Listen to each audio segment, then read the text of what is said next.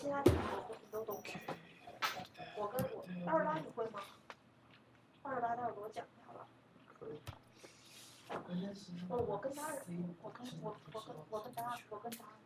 写的不一样，我很多都没有他那个答案，我很多用的都是他那个，他答案特别麻烦，先把它变成那个副频率，完了以后再变下来，我就直接用那个分析的时候就全都是这样的，我怎么做的，那就很怪，你知道吧？那他现在不是做了吗？我不知道你怎么做，我就跟他说了。我给你讲答案，他是把 cosine 拆成了2个，拆成了 e、i、sin 什么，我减 e、i、sin 什么，它不是有那个欧拉公式吗？欧拉公式 cosine 可以拆成那2个，拆成那2个乘上 h、f 以后，它会。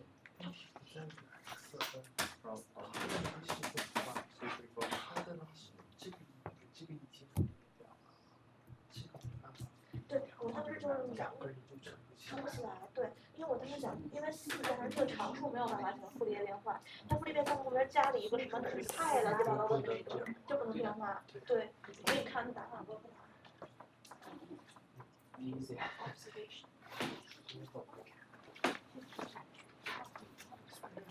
我写完了，这个是最后要的是不是？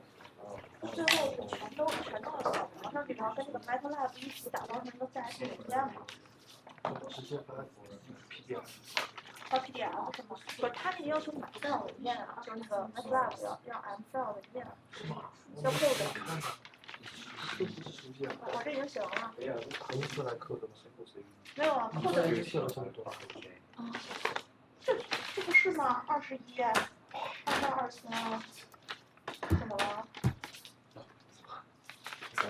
你写的。差不多，我是这两样。啊？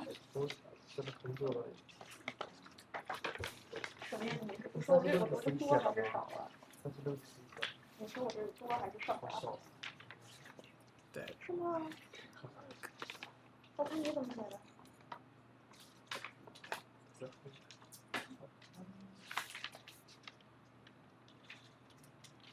我28你居然会写，太牛逼了！啊，因为你这是单眼，肯定是双眼。而且你这写2。对，我这写2，错的比较少。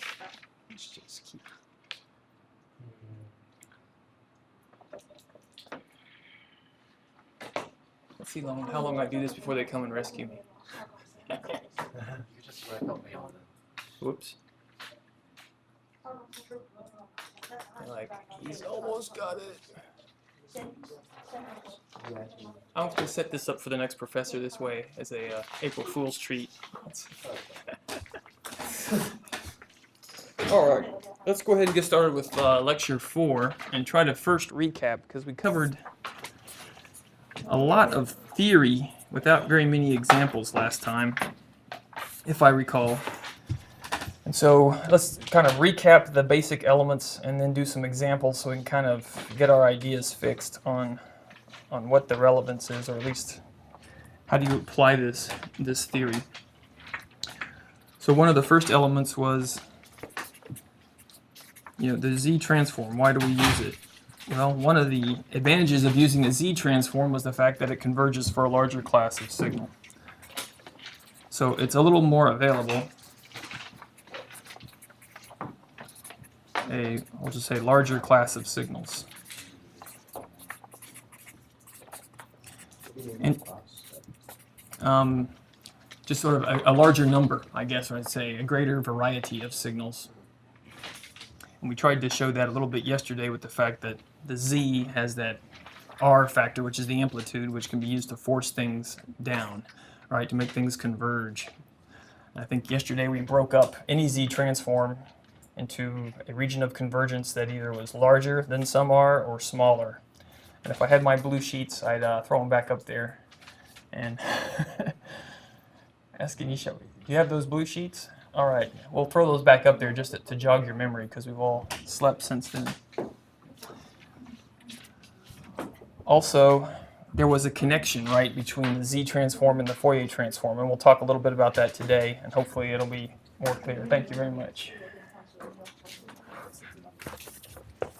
And those homework, you can just submit it electronically on Canvas. Thank you. So let's see if we have any pretty pictures from last time. To kind of jog our memories. I think the essence of our argument went something like this. We had a Z transform, and by using all our clever absolute magnitudes, we could break it into two summations, one from 1 to infinity, one from 0 to infinity. And these were, I just called them S1 and S2. And you can see it's kind of the absolute summability criteria with this extra R. Well, as we notice, there's kind of a Goldilocks region where if R is big, what happens? That's great for this one. This will make this converge because it's summing up smaller and smaller things, which aids convergence. Good thing. Over here, since if R is, let's see, if R is big, that's good. So over here, if R is small, it's good, right? Because this is getting smaller and smaller as you raise it to higher and higher powers. So the small r makes that sequence converge. So sometimes you can have it both ways, and when you do, most sums must converge, so you have a region in the z-plane. This was the imaginary axis and the real axis. This is from last time. We said, aha, if you're between this, if you're in this donut region, you know, the Goldilocks region, not too hot, not too cold, just right, then it'll exist and it will converge. If they both don't converge, then it will not exist. And I think earlier in that lecture we brought up the fact that there was a relationship between that and the Fourier transform. So we'll look at that a little bit more in detail today. So for absolutely summable sequences,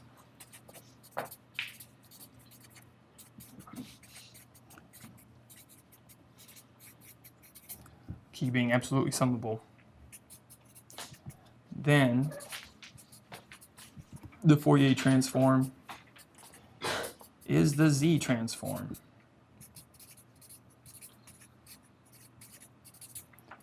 Evaluated on the unit circle. And there's a lot of words in there because, well, why isn't it just, why absolutely summable sequences only? Well, if it's not absolutely summable, the Fourier transform can still exist, as we talked about. There's, you know, the sine x over x1. There's the unit step one. There's a whole bunch of others that still have Fourier transform. So that's why we have to say for absolutely summable, it's really just kind of a Z transform. So to get started, we're going to do some examples to kind of tie all this together with actual examples. And hopefully it'll be clear. And hopefully you'll see why we have to specify the region of convergence in a more obvious manner. So let's start with a simple example and we'll build off of that. So our first example can't get any more basic. A to the n unit step of n. So we're going to introduce a new term. I don't know if I used it last time, but we're going to plot this. Dot, dot, dot. Continues on. A to the 0, a to the 1, a squared. 0, 1, 2. There's our a to the n. This has a name for this type of sequence, a right-sided sequence. And it's somewhat obvious when you think about it because the entire sequence is contained to the right of 0 as you look at the page. And we're going to have the left-sided sequence later, which it's all on this side of 0. So we've got our right-sided sequence. because everything exists to the right of 0.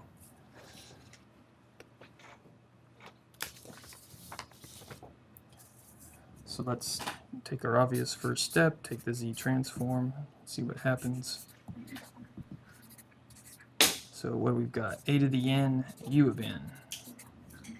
Well, now I'm just going to incorporate that unit step definition into that summation, right? So now n is just 0 to infinity, a sub n. And I think last time I checked, the Z transform needed a Z to the minus n, which I seem to imply but not write down. So there's a Z to the minus n there, which I carried over here. Sorry about that. So when will this type of sequence converge? Well, we can recognize this, right, as our, we can use this in our geometric summation. So we make it a Z to the minus 1. All of this is raised to the n, where n equals 0 to infinity. N minus 0 equals 0, the u is 0. Why did I go from here to here? Because Because u of 0 equals 1. Okay. Yep. That's when it turns on this function. Like the plot here, there's a value, it's equal to 1. A to the 0 is 1, u of 0 is 1. So everything's 1 there.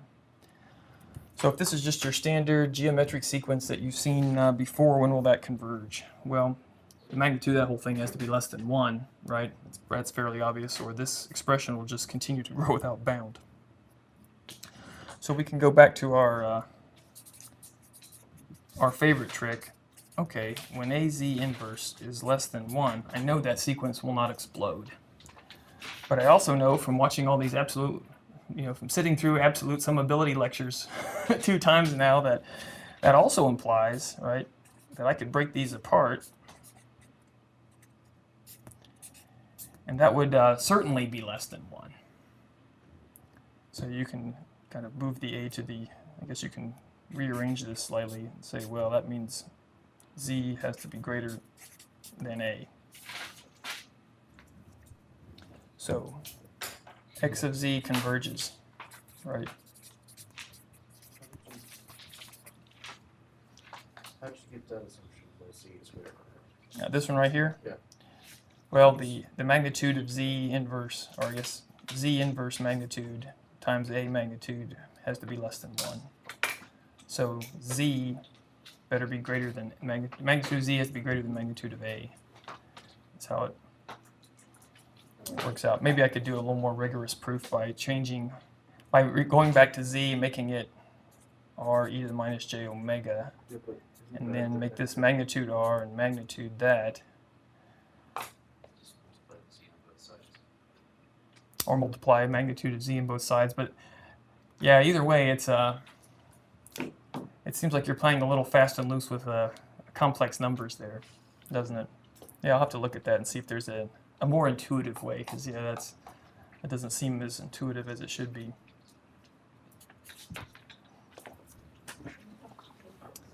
But if you'll take my word for that.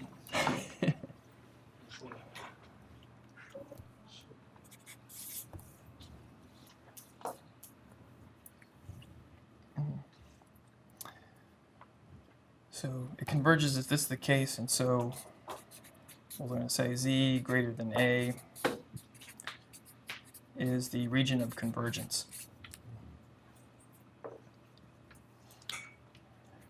And so using our geometric summation formula, this is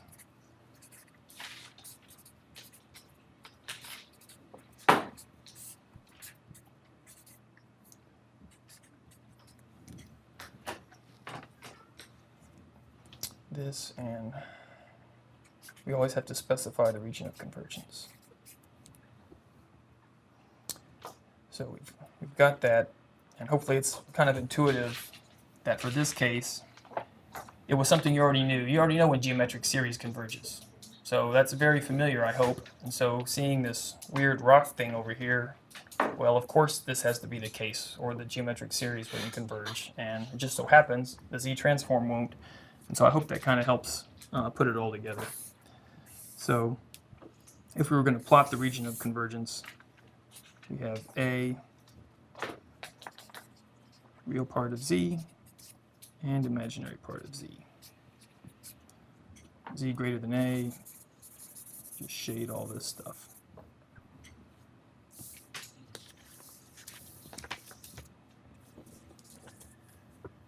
Now, taking this, I want to tie it back to the Fourier transform discussion. So our next question is, given this,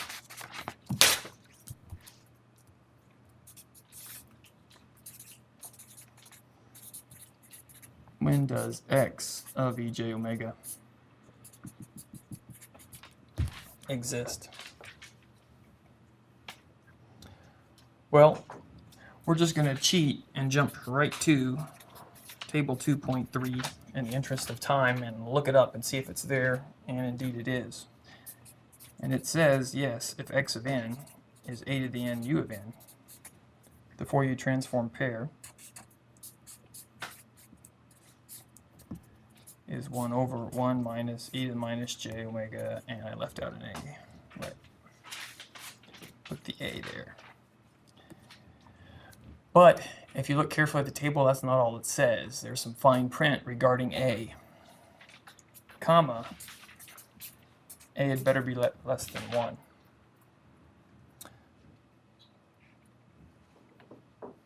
So if we just look it up from the table and say, all right, we have this expression 1 minus e to the minus j omega times a for a less than 1. Now if we go back to our little picture here, if a is less than 1, then where will the unit circle be? It'll be outside it, right? If a is less than 1. All right. Let me say if a is less than 1, so here is 1, and here is a, which is less than 1. And I'm trying to kind of put the unit circle on here. The unit circle in this case is in the region of convergence for that Z transform. And so like I was trying to say, if the Z transform's region of convergence has the unit circle, then the Fourier transform exists by absolute summability. And so this is kind of trying to tie it all together with just logic here. So if A is less than 1, there's A. Here's my region of convergence for the Z transform. A is less than 1, and that is the unit circle. We kept saying over and over again that if the unit circle is in the region of convergence, the Fourier transform exists. And just as a reminder, like, why is that? Remember the formula, right? X of n e to the minus j omega n is the formula for the Fourier transform. So you can think, if z, which equals, what do we say, e to the j omega n times r, where r is some sort of amplitude factor, and this rest of the complex number is here. Well, if r is 1, then it's on the unit circle, and the Z transform is the Fourier transform. So hopefully that kind of ties it together in a more concrete manner.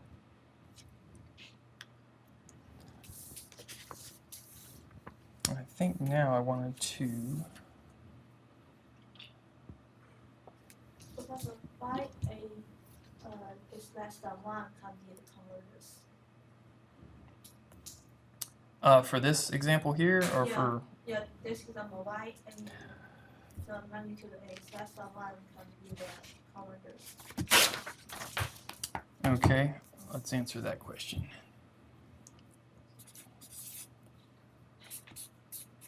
X of ej omega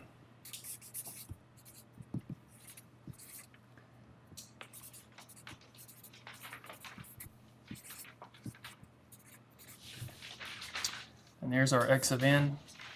There's our x ej omega expression. If I incorporate u of n into this summation, I get this.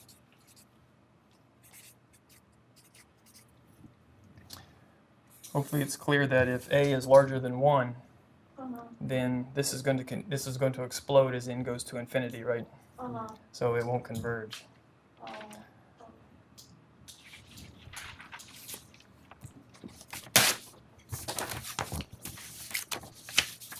Alright. So now I wanted to tie this back to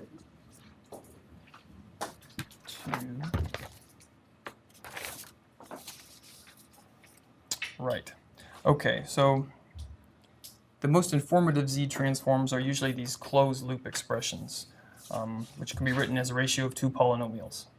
And so we're going to look at what form that gives you and some of the other data that comes out of that form. So that's our next step. So to do that, we'll say we'd like to write some Z transform in this fashion, a rational expression, which means rational means ratio, so a ratio of 2 polynomials. In our case, we had 1 over 1 minus a inverse, no, it wasn't a inverse, it was this. Let me rewrite it because it'll be just confusing otherwise. 1 minus a Z inverse. And what was it? The rock for this case was Z greater than A. Which we'll see why we always have to drag this rock along with us shortly. So if we start with this, how can we write it as a ratio of polynomials in Z? Well, the easiest way is just multiply top and bottom times Z. And if you do that, Z times 1 is Z, Z times 1 is Z again, and A inverse, or A times Z inverse times Z is just A, right? So we end up with this expression. And what does this give us? Well, now, by looking at this, you can inspect it and find out what the poles and zeros are. So there's a pole at what? Z equals A. You clearly see that. When Z is equal to A, this whole expression blows up because A over A minus A is A over 0. So it's game over there. And there's a 0 at Z equals 0. Now what's so interesting about this form? Well, if you know the poles and zeros and the region of convergence, you pretty much know the Z transform to within a scale factor. So just by inspection, you can kind of tell what's going on just by looking at the plot, the picture. So in our case, we're going to have, let me draw it like this. Z has to be greater than A.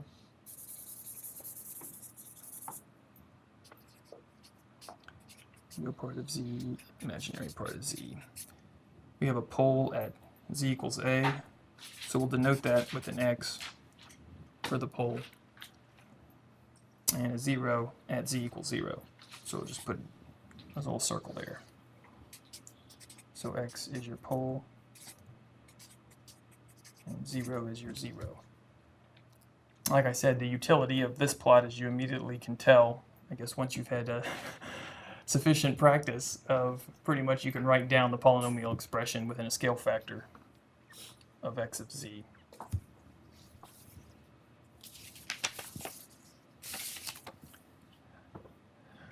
Now my next example is to show you why you have to specify that rock every time, otherwise you kind of violate some uniqueness of the Z transform.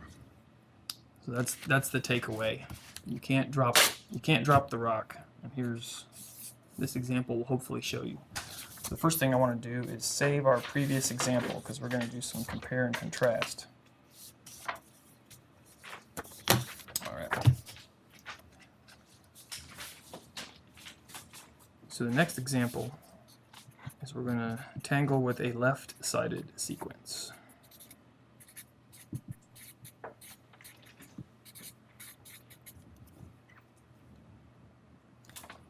And we'll use this peculiar one, minus a to the n. u of minus n minus 1. Which another way you could write it is it's just minus a to the n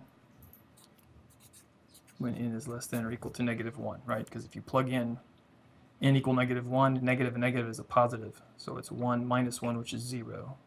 So u of 0 is 1. So that's when it turns it on. And of course, any other negative values, negative of negative 2 is positive 2, 2 minus 1 is 1. And this is 0 otherwise. Now let's draw a little sketch of this to try to get it in our mind. So let's sketch with, and we're going to say a is less than 1. So that's how we're going to try to draw this. So let's see if I can do it here.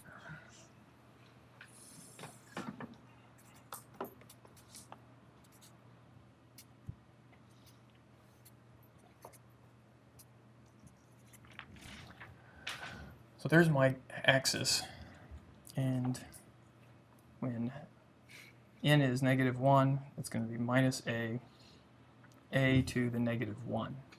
Well, I said a was less than 1, so a lot of funny things going on here, right? So if a is less than 1 and I raise it to a negative power, what happens? That's a big number, right? I always think, okay, what if it's 1 over 100? And I raised it to the negative 1. Well, that's 100. That's big. So as I continue to go to the left, what's happening? This is growing as we get to, that's what I said, minus a to the minus 1, minus a to the minus 2, minus a to the minus 3. With the key being a less than 1. I definitely circled that because we're changing gears, because right, I think up to this point a has frequently been smaller than 1, making things converge on the other side. So here's our toy example.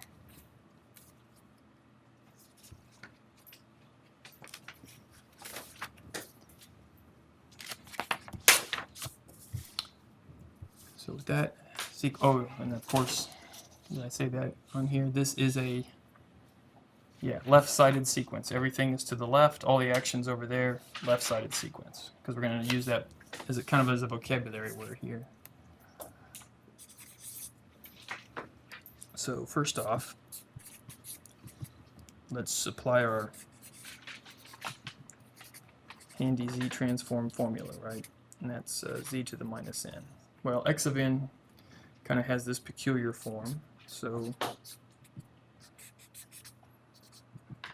negative infinity to infinity, and it's what? Minus a to the n. Unit step of minus n minus 1. Z to the minus n. Now first step is I'm going to pull this minus sign out and fold in the unit step into the summation. So it's minus,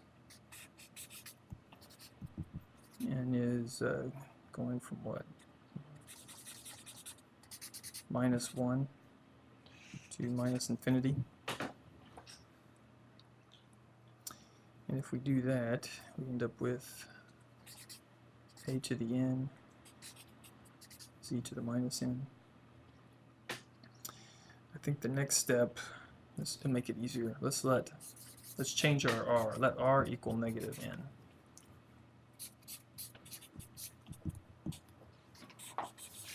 So r is going to equal 1 to infinity. But now we've got what? A is now negative r and z to the r. Which is, we'll just combine those together in one nice little package here of a inverse z, the entire thing to the r. And so the purpose of that is to make it kind of ready for our handy geometric summation formulas.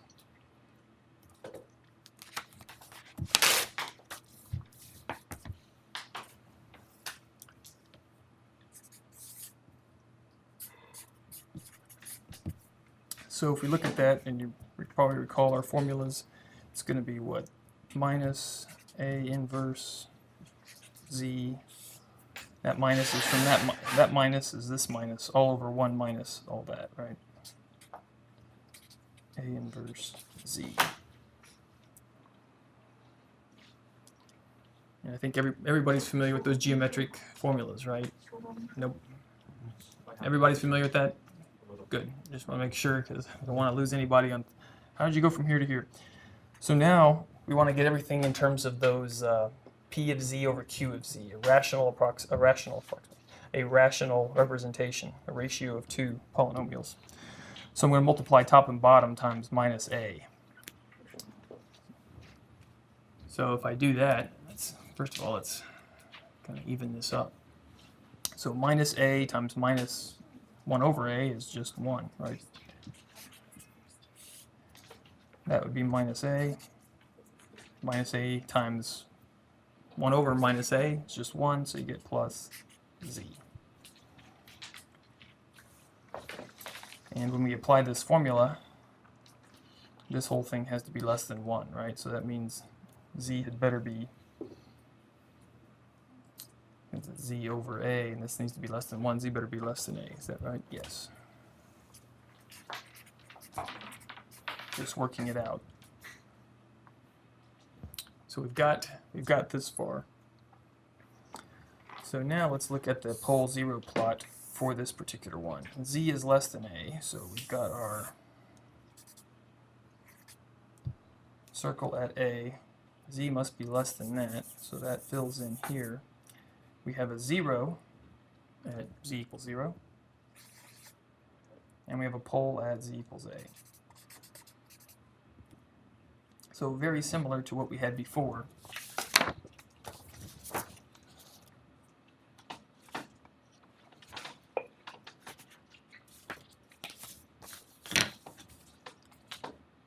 So we had this expression.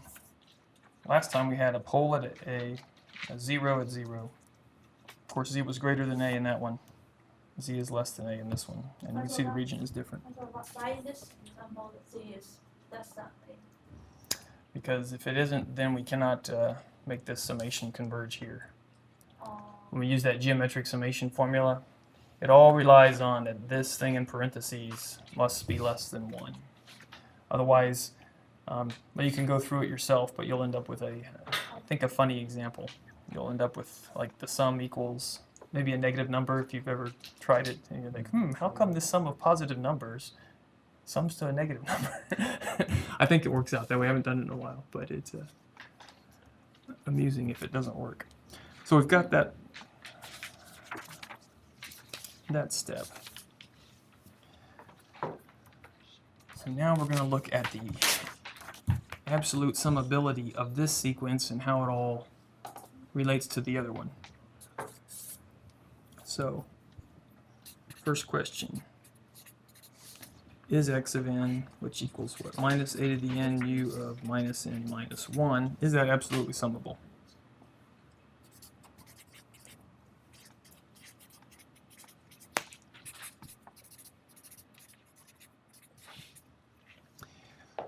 And I think by looking at the expression and everything we said, well, if a is less than 1, so no, if the magnitude of a is less than 1. And hopefully that was clear when we drew the picture and we saw the things getting larger and larger and larger with increasing n. So if a equals 1, then what? X of n started going to infinity or negative infinity. I think if a is negative, it might do something weird. I'll say if a is less than 1, it's going to infinity, and let's see. That's, as a reminder, n is less than or equal to negative 1.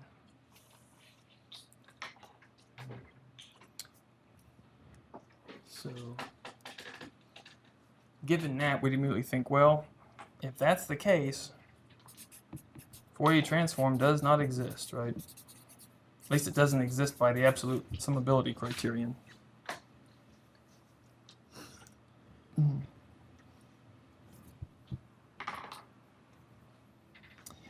Now I think if we go look, I left the book over there, but I think maybe it's in table 2.3. This is the punchline, which I think I left. It's an exercise for the reader here.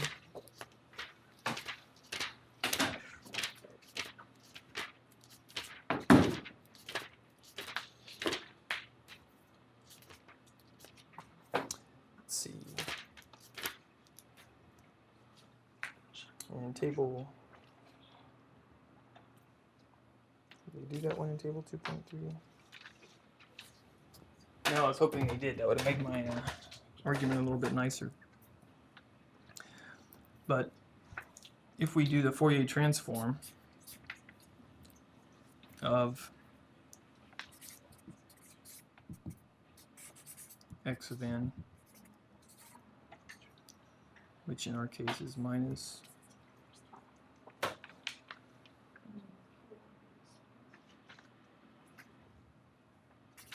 a to the n u of minus n minus 1. This will not converge if a is less than 1.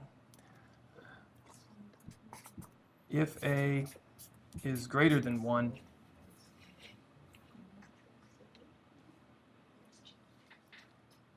then what's going to happen?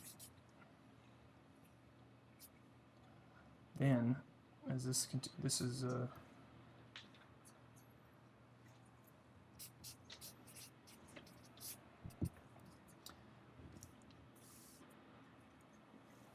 turns out, I probably should show that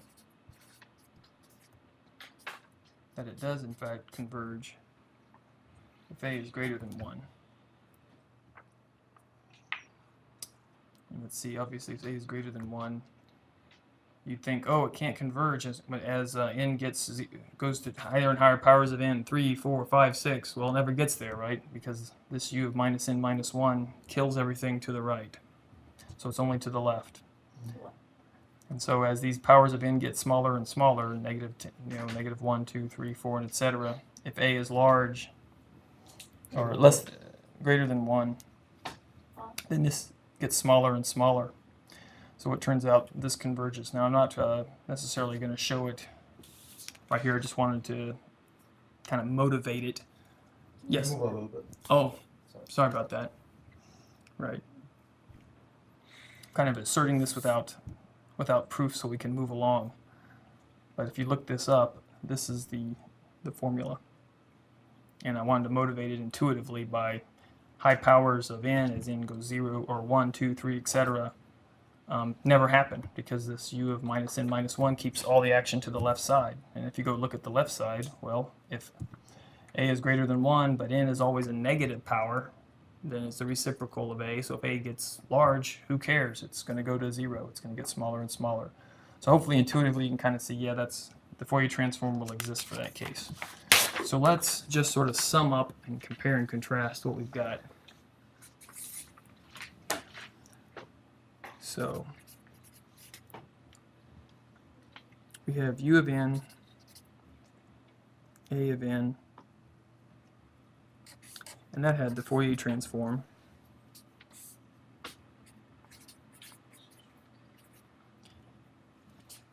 And we had the fine print on a. A had to be less than 1 for that one.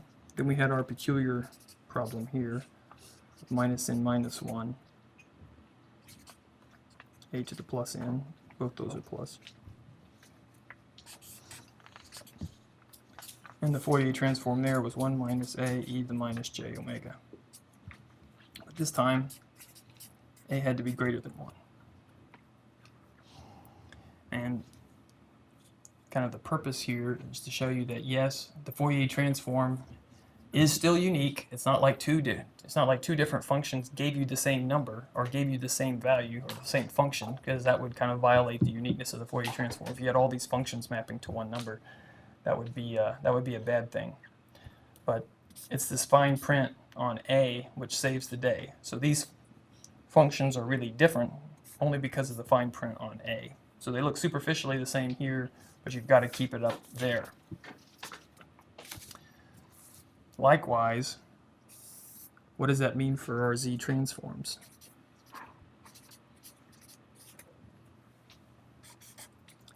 we said this was z over z minus a, z greater than a.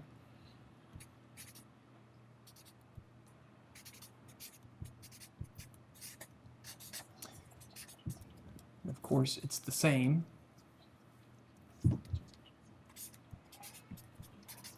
The only thing that saves us is the region of convergence.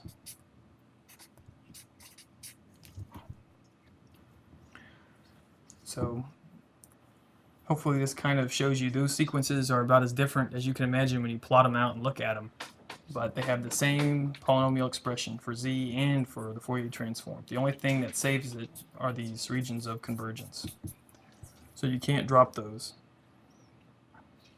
You have to keep them.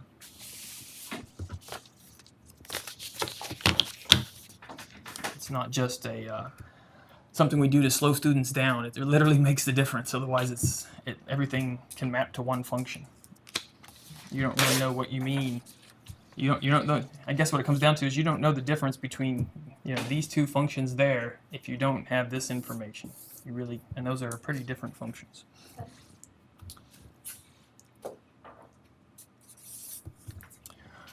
So now we've got. Went through hopefully showing you the difference in left-sided sequence and right-sided sequence. Remember I guess we didn't really show that maybe we did show it, but a right-sided sequence had a form of z greater than some number, and a left-sided sequence had a form of z less than some number. But what happens if you have two sequences, or it's called a composite sequence? So let's suppose you have two things that both have regions of convergence. How do you handle that? So we're going to do a couple of examples showing how you kind of reconcile those. So to do that, let's use two right-sided sequences to start with.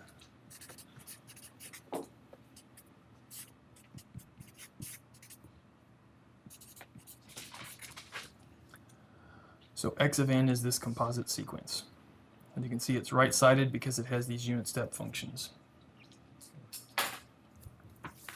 And what we're going to do is just use the linearity of the z transform and, table 3.1 to just jump to the answer,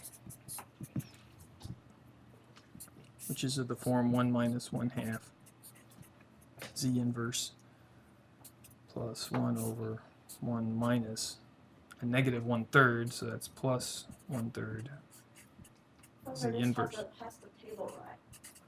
And this is table 3.1. I did that because you probably summed enough geometric series for the for the last 40 minutes. So we'll just we've summed one, you've summed a few, right? So we're just going to kind of skip summing the geometric sequence unless there's a particular reason, like watch the a or watch some other parameter that's doing something sneaky. Otherwise, like these are well behaved and they're just there's nothing new there. So when we look at the fine print here, this is going to be what? A right-sided sequence, so z is greater than 1/2. And this is a right-sided sequence, so z has to be greater than, I guess I should have done this. So each of these sequences has their own region of convergence. And for x of z to exist, both of these, there has to be some region where both of them are met. So you can see that since 1/2 is greater than 1/3, if z is greater than 1/2, well, then this one will always converge too. So this is a kind of a benign case. We're going to put these together and get it in that form and get the poles and zeros. So if we do that, multiply top and bottom times z.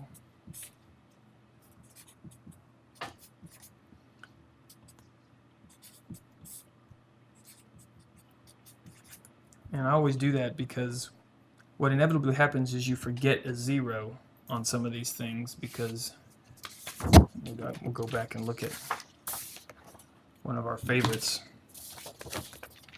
one of our greatest hits right here, 1 over 1 minus a z inverse. Well, we found that there's what? A pole at z equals a, which is not too hard to discern looking at this form, right? But would you have guessed that there's a 0 at z equals 0 if you just stayed right there. You might not have. It's kind of, to me, it's not very obvious.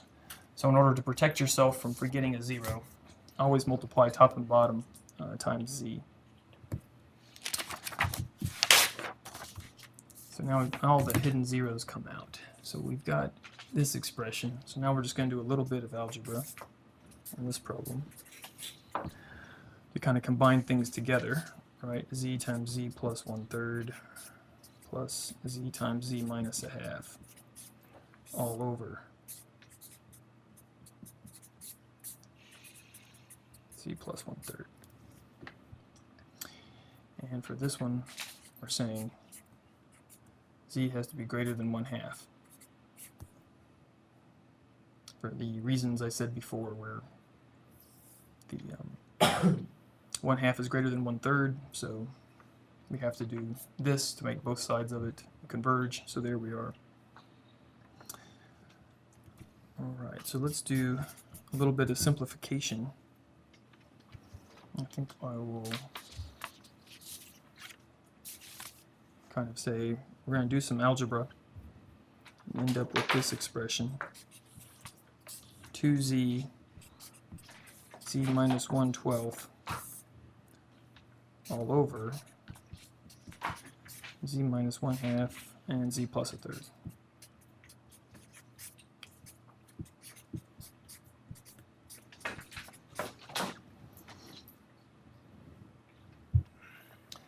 So if you do this algebra, you can get this form, and the reason you want it in this form is so we can see the poles and zeros. So once we've got this, let's make a big plot here. So where are zeros? So obviously at z equals 0 and z equals plus 1/12, numerator goes to 0. How about poles? Well, if z equals 1/2 and if z equals minus 1/3.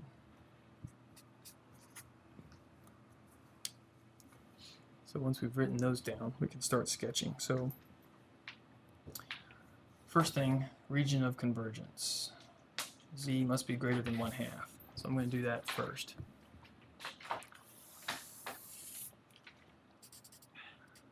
So there's 1/2, and z must be greater than that. So everything outside this circle is the region of convergence. And we got a pole at 1/2 and a pole at minus 1/3. So if that's a half, maybe this is minus 1/3. Actually, that's not a very good minus 1/3, but I have to put a not drawn to scale on here, warning on here. Maybe 1/3 should be there. And let's see, we've got zeros at 0 and plus 1/12. So that's a 4th and that's an 8th. Put a 12th right in there.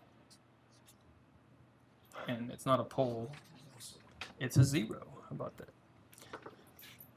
And also by looking at this, what can you tell about the Fourier transform? Just by inspection.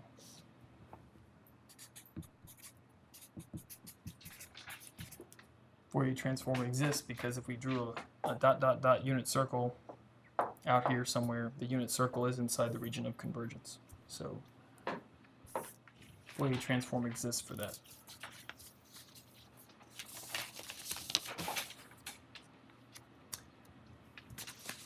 Now let's tangle with, we've done the right-sided and the left-sided. Now let's see what happens when we have a composite sequence. But this composite sequence is really a left-sided sequence with a right-sided sequence. So there's a name for that, a two-sided sequence.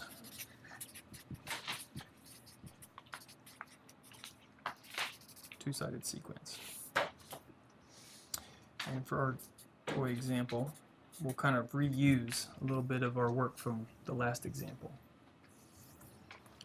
So we'll make this minus 1/3, and be careful with these parentheses, they always have a tendency to mess folks up. it's minus 1/3 to the nth. Minus, and then 1/2 is positive to the nth.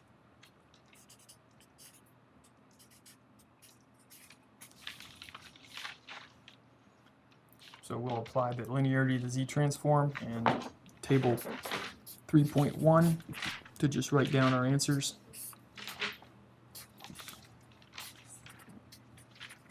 Minus negative 1/3 Z inverse. And this sometimes confuses folks, but if you go to table 3.1, what are you going to see? You're going to see minus a to the n u of minus n minus 1. And you're going to pick up whatever that is and plop it on the page, which means you're going to put plus whatever that is, because if you look at the Z transform, it has a negative inside it. So 1 minus 1/2 Z inverse. Now, regions of convergence. For this case, Z is greater than the magnitude of negative 1/3. And you expect that because it's a right-sided sequence. And then Z here has to be less than magnitude of negative 1/2, since it's a left-sided sequence. So now you can see there's going to be a issue where you're greater than 1/3, less than 1/2. So we're going back to that donut shape, the annulus.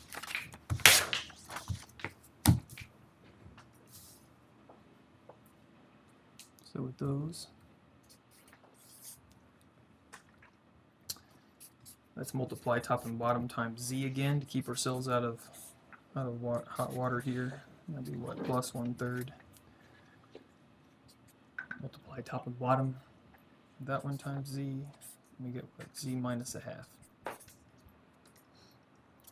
And this time, our region of convergence, let's write that as minus 1/3 magnitude of that. And let's see, Z must be greater than that and less than 1/2.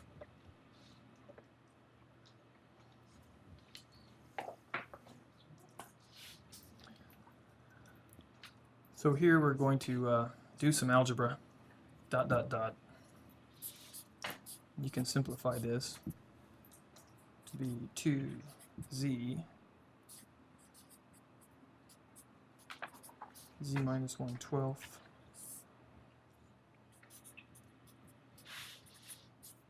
Z plus 1/3 Z minus 1/2. And magnitude of that is 1/3 magnitude of Z 1/2. I have a question. Yes. Why Z's have to be smaller than the half? Because in the last example, like Z is greater than the half, and greater than negative 1/3. Right, and I think the reason for that was that in the previous example, see if I can show you. Professor, how to judge that if the Z should be greater or it should be less? I'll get to that. It's the in this example, this is a right-sided sequence, so Z has to be greater than 1/2. And in this example, let's see if I can put it on the screen. Oh, with a left. This is a left-sided sequence, so Z is less than some number. That makes sense. And so that's kind of the quick and dirty way to figure it out. If it's a right-sided sequence, it's Z greater than something. If it's a left-sided sequence, it's Z less than something. Kind of it's almost easy to remember. If it's greater than 0, then Z is greater than something. If it's less than 0, then Z is less than something. Or if you're desperate, you can always start trying to sum the geometric series, and you will not be able to make it converge unless you put criteria on Z that force you to get the right region of convergence. So you can do it the hard way too if you're forced to. Because that sequence will not converge until you impose those criteria. All right, so let's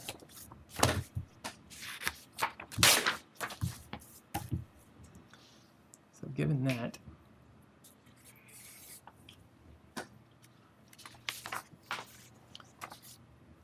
see if we put everything on screen at once. Yes.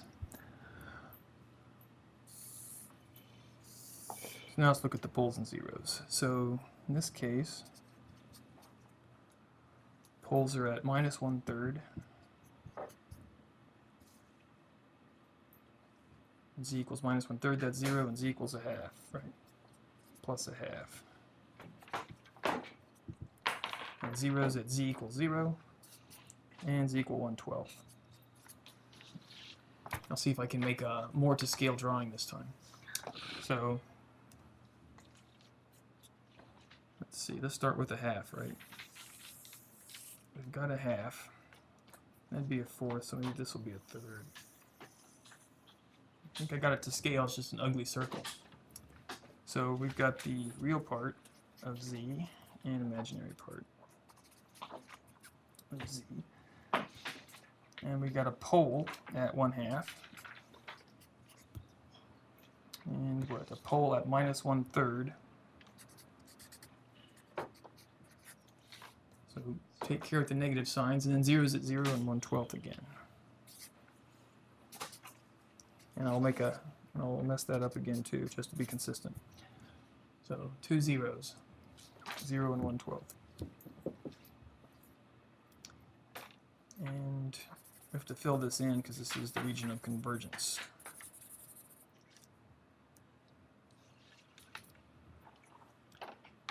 And so we'll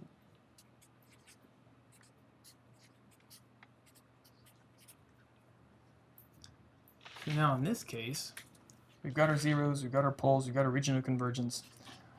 You should be able, in theory, to write down the x of z expression minus this 2 because you don't know what the scale factor is.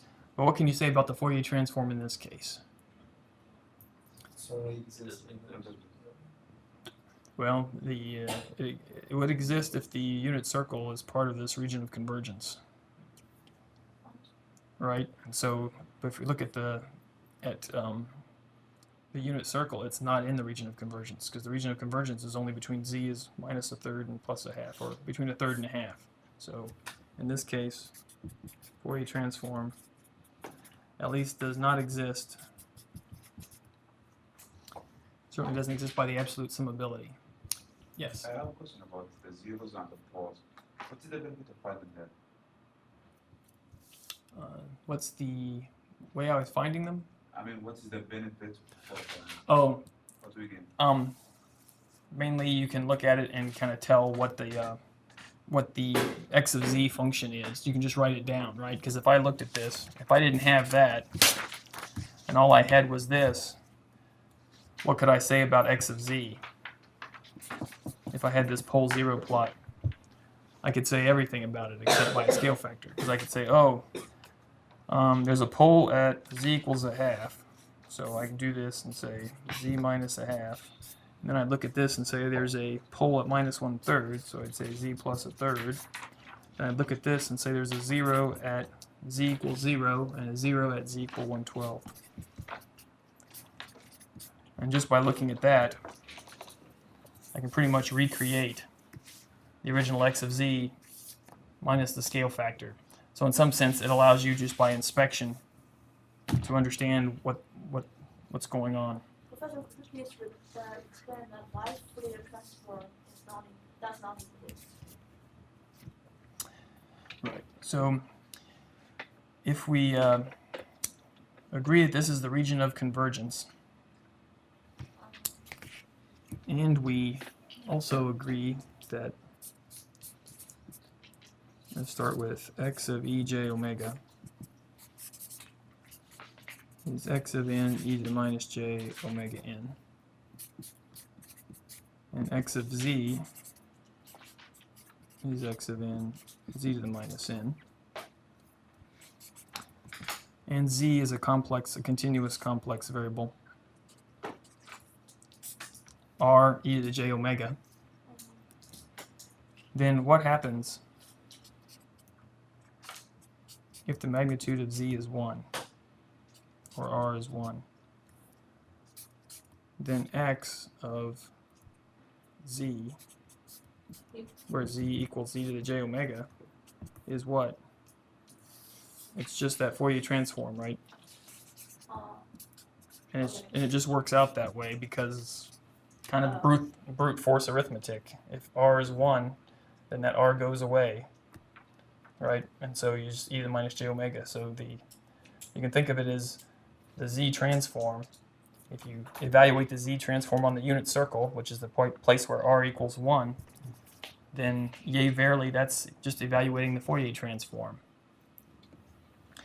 And that's not strictly true in all cases, as we pointed out, because of the absolute, it's true in the absolute summability case, but there's those little edge cases I told you about, just so you know that there's exceptions to the rule sometimes. But you could probably say by looking at this, the Fourier transform does not exist by the absolute summability criterion, but it may exist by some other, there might be some other technical reason why it can slip under the line and have a Fourier transform. But in this case, it's not going to exist, because the region of convergence does not include the unit circle. Now, we had another case where it did, and so you could say, yeah, if the region of convergence is there, I think, what did it look like? I think it looked like, didn't we have one that looked like this, where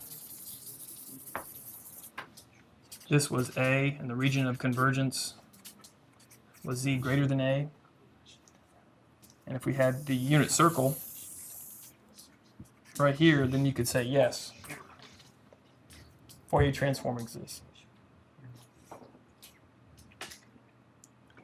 So, yeah, this scribble here was just to show you that the unit circle that lies in the region of convergence is your key. That means yes, it exists.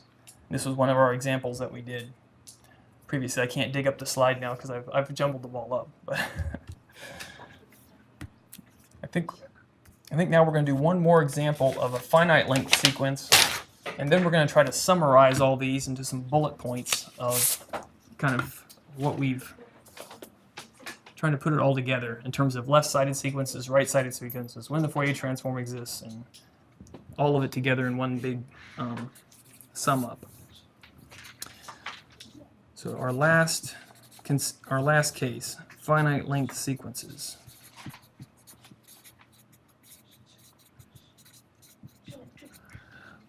Which you'd think should be easier, and it is, because it's not an infinite, there's no infinite sums to sum up here.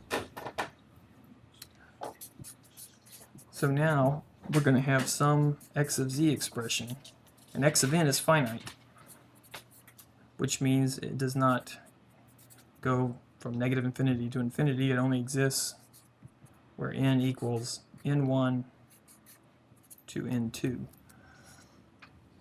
So it's kind of compact. So when would this converge? Well, this one you can almost do by inspection and common sense. It's going to converge if what? X of n to the minus n is less than infinity for all n, which makes a lot of sense. How else could it explode? So an easy example is, let's use our friend the unit impulse.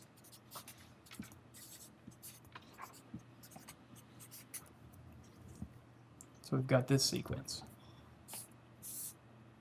which is what? This is unit impulse, 0 and 5.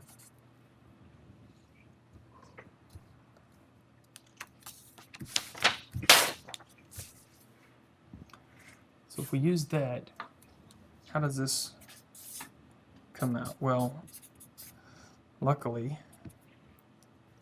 we can just sum this. We can use the linearity of the z transform to kind of break this up. And a very easy way to evaluate, right? So that's what del of n minus 5, unit impulse. So using the linearity, we can get to that step at least. Well, the good news is that sort of selects only, everything else is 0 except when n equals 0, right? So when n equals 0, we have z to the minus 0. Well, that's just a fancy way of saying 1, right? What happens over here? Well, this selects out of this entire train of z to the minus n's the only case where n equals 5, right? So if n equals 5, the unit impulse is 1, so we get plus z to the minus 5.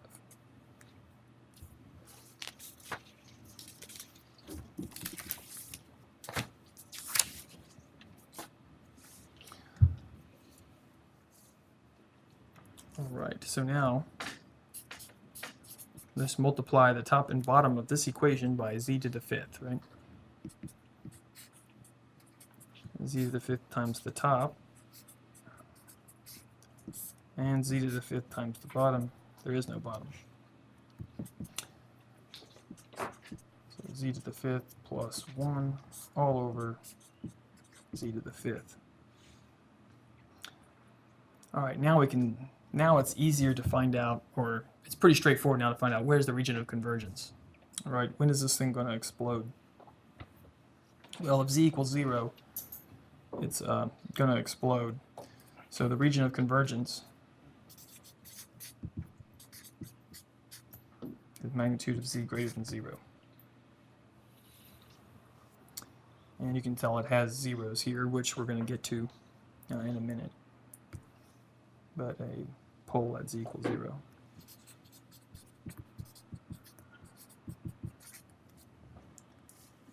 So if you were to do this, it's pretty much a pole there and everywhere else shaded.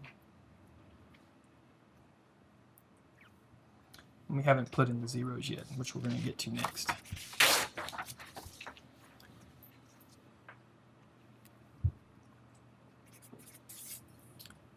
So let's go back to one of our favorite examples, the geometric series, but now it's finite geometric series. We're just going to truncate it after n terms. So let's give ourselves a finite sequence, a to the n,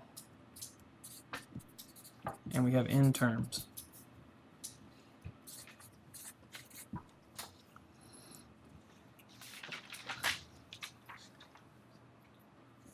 So there's our toy sequence.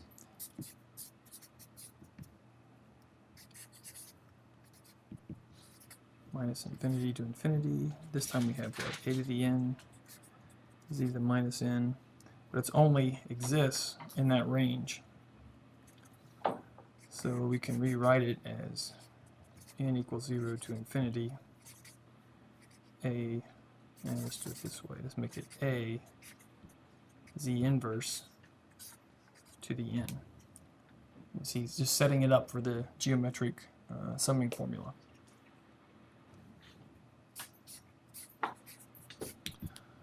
So if we apply our formulas, it's what, a z inverse, and all that raised to, oh wait a second, sorry about that. That should be n minus 1. Because the limit x of n goes from 0 to n minus 1. So sorry about that, made an error there when I converted it over. And this whole thing here is raised to the nth, and it's what, 1 over a z inverse.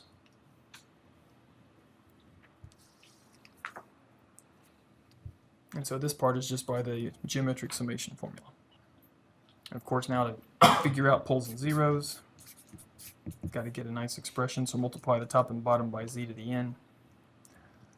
So we'll get z to the n minus z to the n, a to the n, z to the minus n,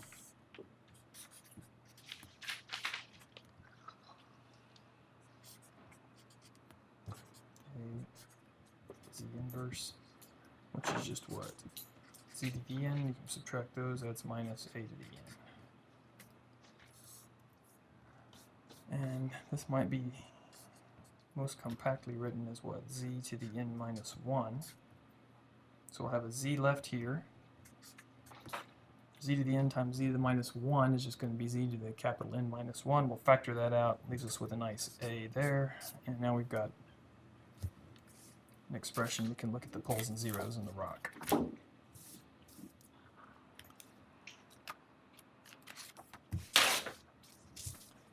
So with that expression, how do we figure out what the rock is?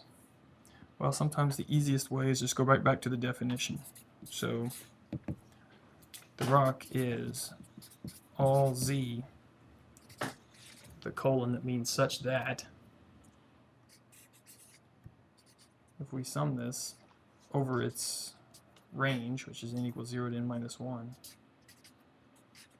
of a, and then this is to the n. So remember the expression was, the function is a to the n, and this is z to the minus 1, because it's the z transform. If all this is less than infinity, that's the rock. So if we start with a first, under what conditions of a would this thing not go to infinity? Or, well, clearly if a is less than infinity, so if a is less than infinity, this thing will be finite, so that's a good thing. But how about z? Well, if z equals 0, all bets are off again, so we can eliminate that as a possibility. So a must be less than infinity, and z cannot equal 0. So if we want to impose conditions on z, the rock is z not equal to 0.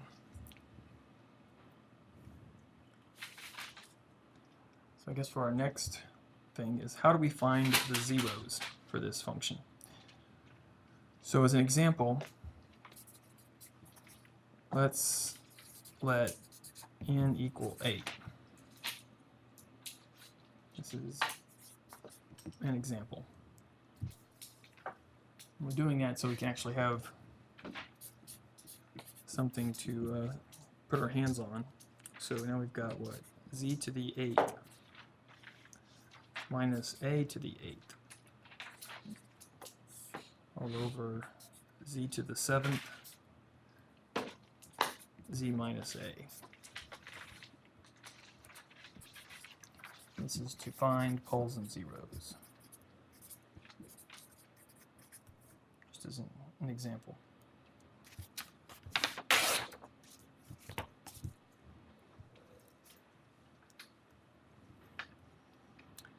So the first, value that n equals 8, n can be any value, right? yeah, so we're just doing that as an example to show you how to do it. It's easier to show how to do it if you choose an example than to kind of do it in general, I think. So if you can, I think once we go through this, you'll see that you can do it for any n. I just wanted to choose one to make it kind of clear. So let's find zeros to start with. So that means this top part better be 0, right? So z to the 8th minus a to the 8th has to equal 0. Good first step. So z to the 8 equals a to the 8th. Right, so now we're going to use a trick you've probably seen before. It's called finding roots of unity. So let's use e to the j 2 pi k equal 1, where k can equal what? 0, 1, ... Right? Because that's definitely true for all k being an integer. Now, why would you want to do that? Because then you can say z to the 8 equals a e to the j 2 pi k. So that's just 1 to the 8th. And now this is going to be a lot easier to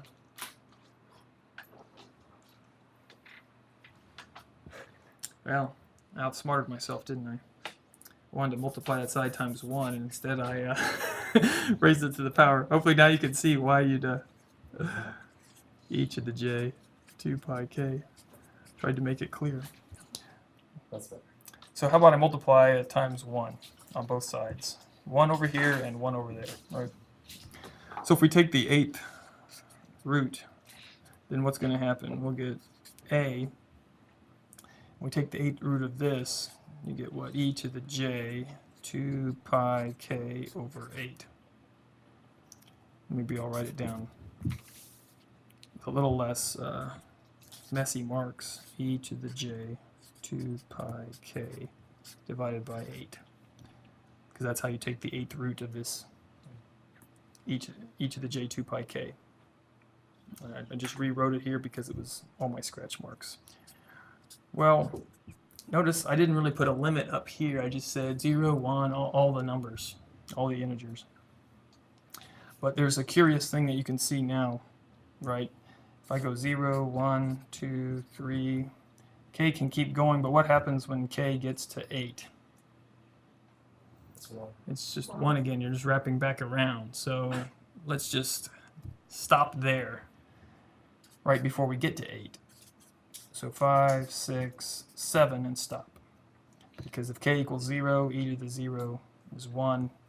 And when you put in k equals 8, you've wrapped all the way back around. You're at 1. There's no reason to go any further.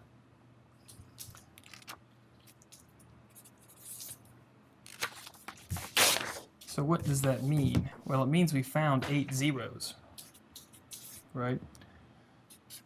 So we'll call z0. That's when k equals 0. That's a e to the j 2 pi times 0 divided by 8, which I'll just write that as a.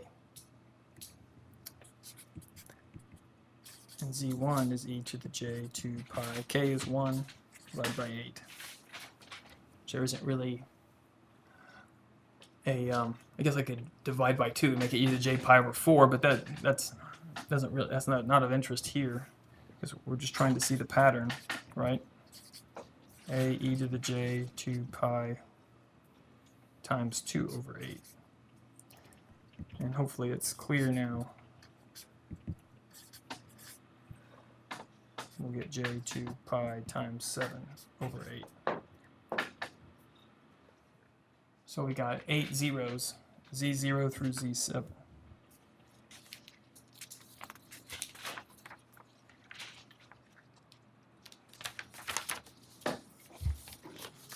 So now, let's put all these zeros on our plot. And let's do the pole 0 plot. Let's see, we've got our expression here, which we'll have to keep in mind. We'll refer back to this, and we've got our roots of unity. So let's put it all together.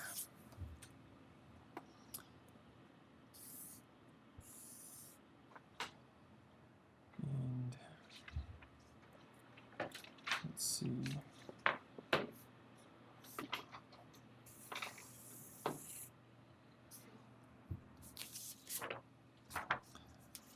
So for each one of these zeros, there's one at a of what, pi over 4, 2 pi over 4, etc. all the way around the circle, but we wanted to stop before we got right back around to a again. So what I'm going to do is kind of start with not z0 for a reason you're going to see in a second. But I'm going to start with z1 and make my way around the circle. A e to the j, pi over 4. So if you had to plot pi over 4, that's pi over 2, so pi over 4 would be here.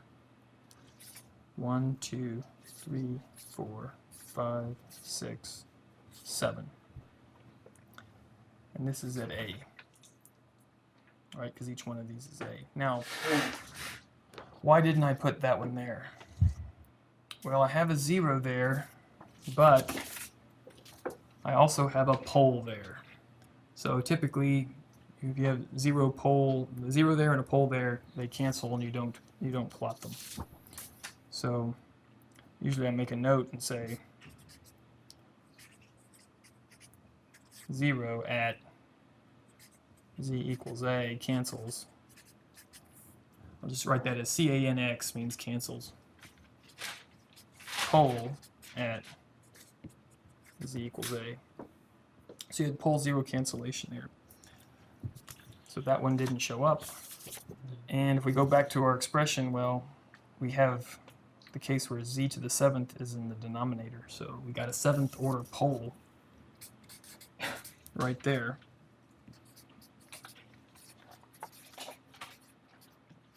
Order pole. And by looking at our expression, we can kind of tell, okay, is there any place where we could not have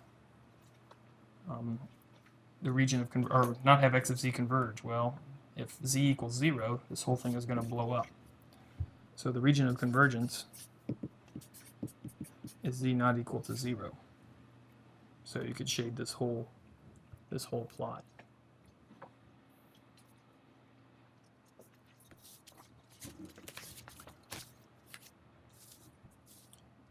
All right, I think what I wanted to do now is quickly, at the last minute, is sum up the properties of the region of convergence. So for our nomenclature here, we're going to say we're going to write x of z as a polynomial expression. We're going to kind of go through enumerated properties that hopefully sum up everything that we've been talking about. So the rock has 3 forms. It will conform to one of these. So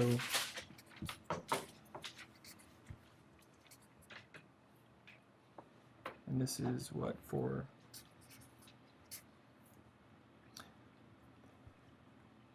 z will either, or r, the region of convergence r will either be between 0 and z, so it would be less, z will be greater, I guess I should say z will be greater than some r. And I'm going to put an r here to mean this is a right-sided sequence. So for z greater than some r, it's a right-sided sequence. It looks like that. You can also have the case where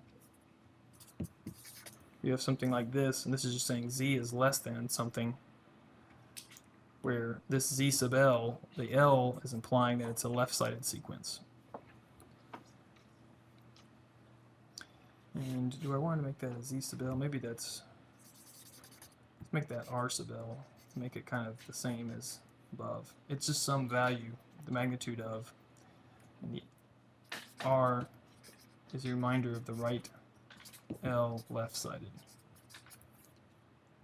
So we have these forms, but also what if you have the composite sequence where you have a left-sided and a right-sided? So in that case, you may have some right-sided value,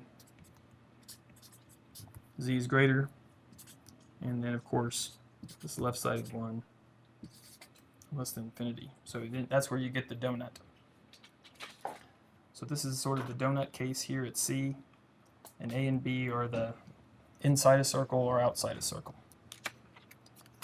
For this form, it's all it can be.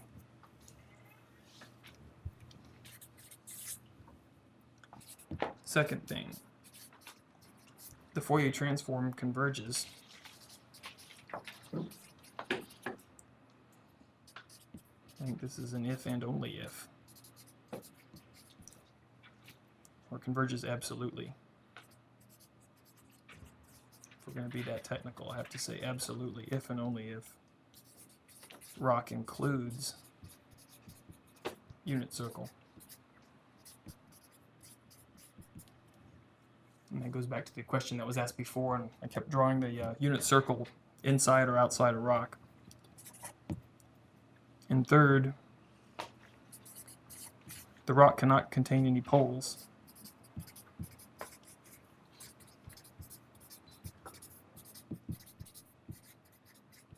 And that's one of the reasons why we put an X on those plots. Because if I shade everything, but then don't put an X on there, then that would sort of imply that that's part of the region of convergence. That's why you just kind of X out the points that don't belong. That kind of makes sense, right? It couldn't be otherwise, right? How could you have a region of convergence with poles in it? I guess we ran out of time. Couldn't quite make it through. Next time we'll finish up. Tried to get it done, just couldn't make it.